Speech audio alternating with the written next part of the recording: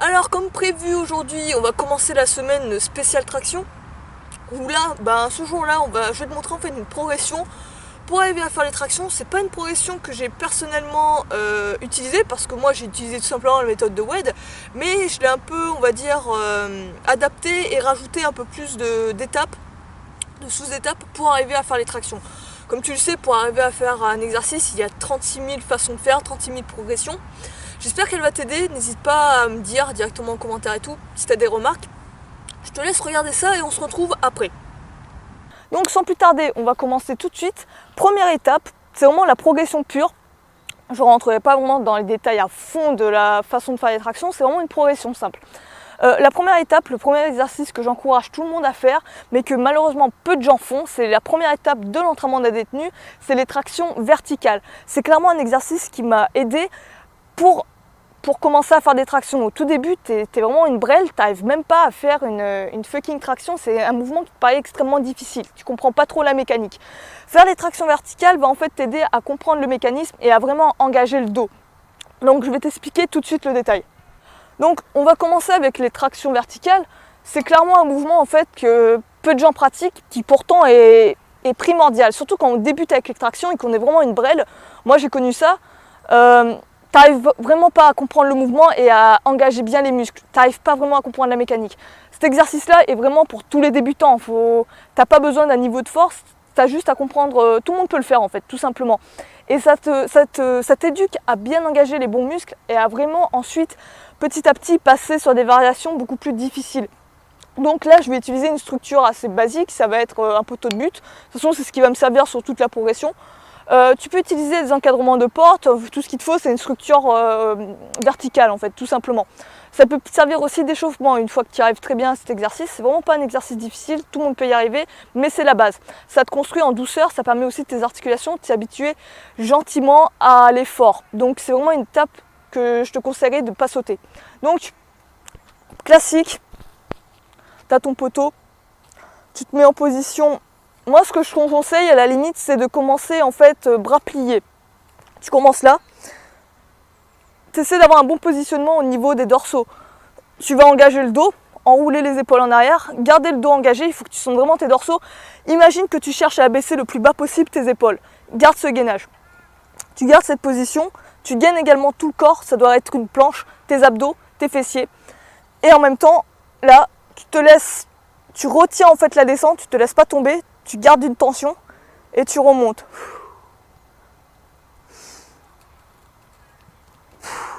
Et tu essaies vraiment de te tirer avec les dorsaux. Il faut vraiment que tu ressentes ça.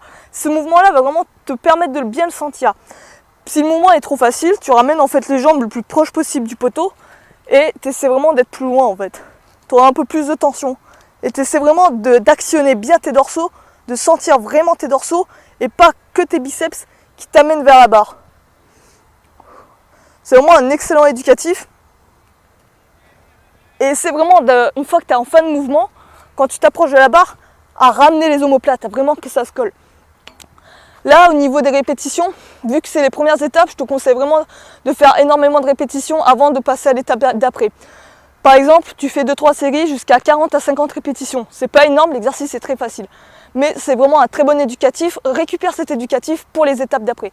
On va maintenant passer à à l'étape numéro 2 qui va être les tractions horizontales. Alors maintenant, on va passer sur les tractions horizontales. C'est un mouvement que tu vois dans beaucoup de tutoriels, mais en même temps, c'est pas trop un mouvement sur lequel on insiste. C'est-à-dire que la plupart du temps, ce que tu vas voir dans beaucoup de tutos, c'est directement le passage avec, par exemple, l'élastique, le travail à l'élastique. Le travail avec barre horizontale te permet de passer, d'éviter d'avoir besoin d'un élastique. Je trouve vraiment c'est vraiment la meilleure alternative pour renforcer petit à petit tes muscles et commencer à être beaucoup plus avoir plus de tension sur les muscles et commencer vraiment à sentir ton poids avant de passer sur la traction verticale. C'est légèrement plus difficile que la traction verticale, je dirais même que c'est un petit peu plus difficile, mais c'est pas non plus infaisable. Donc traction horizontale, pareil, le même placement qu'en fait que je t'ai donné pour les tractions verticales. Garde toujours les mêmes tensions au niveau des dorsaux, au niveau de l'abaissement des épaules, ne cherche pas à shrugger, hein, c'est ça ce mouvement de haussement des épaules, au contraire. Garde toujours tes dorsaux engagés à tout moment, pendant tout le mouvement. Donc, tu as deux variations en fait pour les tractions horizontales. Tu as la plus facile, moi je te conseille une fois que tu commences aux tractions verticales de commencer par la plus facile qui est genou plié. Tu commences genou plié, tu engages tes dorsaux, t'inspires et tu cherches à toucher la barre avec ton buste.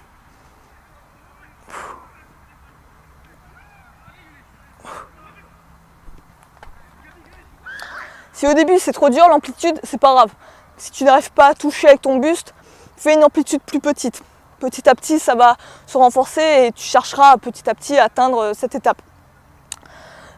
Au niveau de la respiration, j'ai oublié de le mentionner, c'est extrêmement important. Toujours sur la négative, donc là j'inspire, je vais commencer mon mouvement. Et j'expire sur la montée en fait. J'inspire, j'expire sur la montée.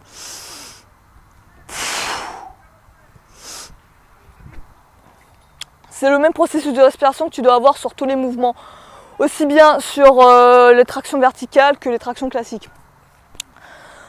Une fois que tu arrives très bien à le faire genou plié, le truc le plus simple c'est de le faire jambes tendues.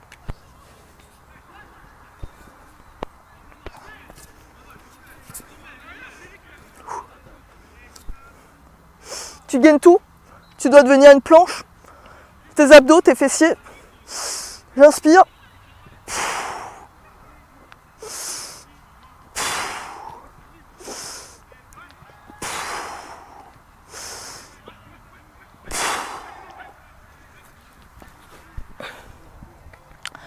Une manière de rendre l'exercice plus facile est de surélever en fait la structure.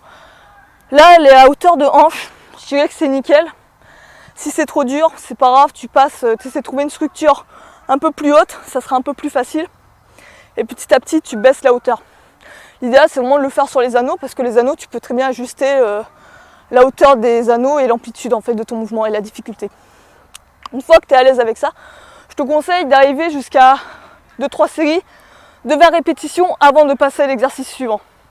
Alors pour cette étape, maintenant, on va passer à la barre classique. Bon, là, je fais avec le matos que j'ai une barre un peu avec un très gros grip.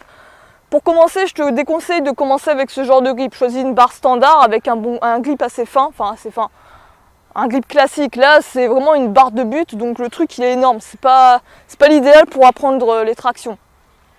Donc là, on va utiliser un exercice qui va seulement travailler une portion du mouvement. On va juste travailler en fait la descente, la portion négative du mouvement en fait. On va essayer de ralentir le plus possible la descente. On commencera menton au-dessus de la barre et on va ralentir le mouvement, on va ralentir la force de la gravité qui va nous tirer vers le bas le plus longtemps possible, avec le plus de temps possible.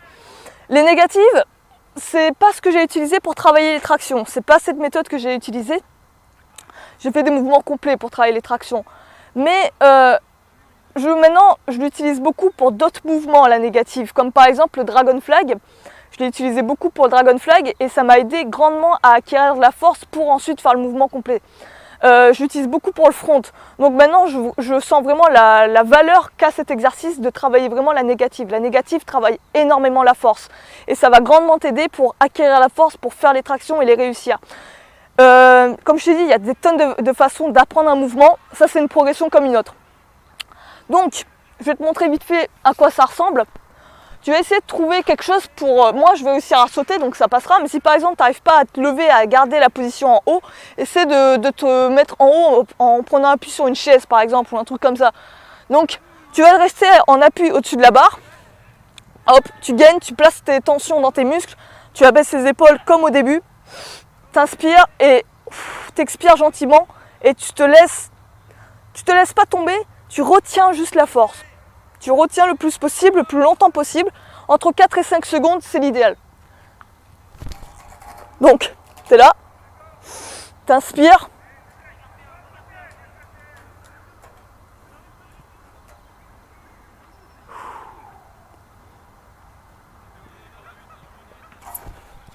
Tu recommences.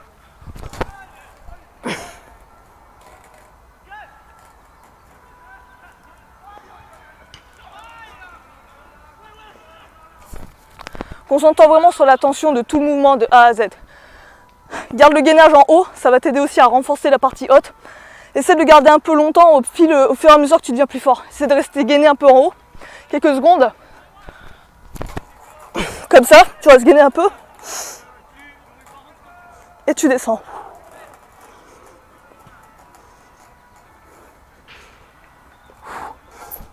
Même quand tu es en bas de mouvement, tu ne perds pas l'attention. Une fois que tu es à l'aise avec ça, on va passer à l'exercice d'après, où ça sera des demi-répétitions pour les tractions. Pour les tractions négatives, j'ai oublié de te dire au niveau du nombre de reps avant de passer à l'étape d'après. Je te conseille toujours entre 2 et 3 séries de 10 à 15 répétitions. Donc une répétition pour les négatives, c'est la montée et la descente. Ça fait une répétition. Hop, tu remontes, tu redescends. Ça fait une répétition. Une fois que tu es à l'aise avec cette étape-là, tu arrives à faire 10 à 15 répétitions assez facilement.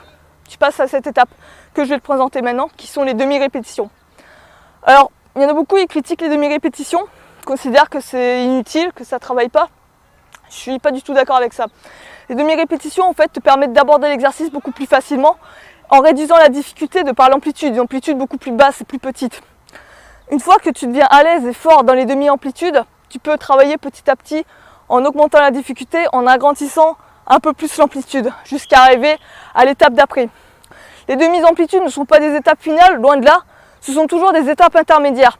Quand tu travailles des demi-amplitudes, je t'encourage tout le temps à côté, une fois que tu fais ces exercices, travailler une étape d'avant où tu travailles une amplitude complète pour maintenir cette force sur toute l'amplitude. Donc tu fais tes demi-répétitions, une fois que tu es à l'aise sur les demi-répétitions, une fois que tu as fait tes demi-répétitions, hop, tu fais 1 à 2 séries de traction horizontale, traction verticale, je te dirais traction horizontale, pour vraiment maintenir la force sur toute l'amplitude. Donc demi-répétition, tu commences en haut de mouvement, c'est pas des demi-répétitions de bas de mouvement, ça va être en haut de mouvement. Tu commences en haut de mouvement, tu te maintiens gainé, tu descends jusqu'à que tes bras soient à 90 degrés, tu maintiens une pause et tu remontes.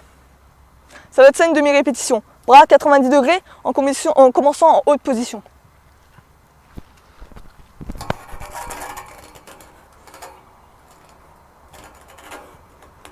Bras à 90 degrés, tu remontes.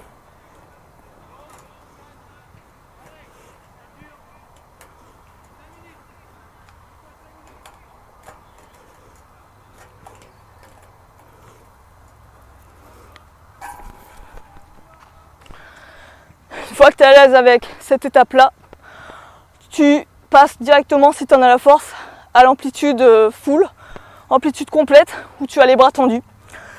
Essaie par exemple d'arriver 1 à 2 séries de 10 à 15 répétitions avant de commencer les tractions en full amplitude. Je vais te montrer rapidement à quoi ça ressemble.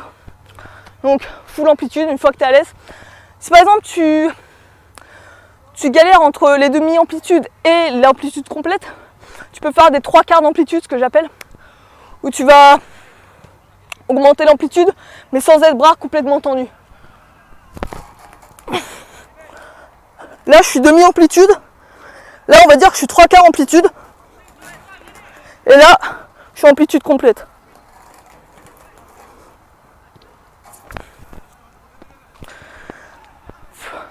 Une fois que tu arrives à l'amplitude complète, c'est bon, tu as réussi à faire les tractions. Après, tu as d'autres choses à faire. Tu as d'autres exercices à travailler pour aller au-delà. Mais c'était une petite progression que je voulais te présenter pour arriver à faire les tractions. J'espère que cette petite progression t'aura plu, qu'elle t'aura aidé à réussir à faire les tractions, faire enfin ce fameux exercice que tout le monde redoute. Maintenant, pour aller plus loin, je t'ai créé en fait un guide. Alors, tu verras, ça sera complètement différent que ce que tu auras comme vidéo dans la semaine. Ça sera un guide où on rentrera vraiment dans le détail. Dans les vidéos YouTube, on ne peut pas rentrer dans le détail, on n'a pas le temps, les gens ils ont tendance à zapper.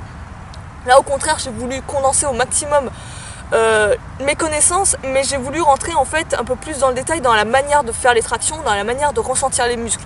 En fait, si tu veux, dans ce guide, j'ai voulu allier les connaissances entre Pavel et Wade. Dedans, tu verras qu'il y aura une autre progression encore des tractions différentes de celle-là. Tu n'auras pas par exemple d'exercice sur la négative, tu auras que des exercices complets, concentriques, phase concentrique et phase excentrique.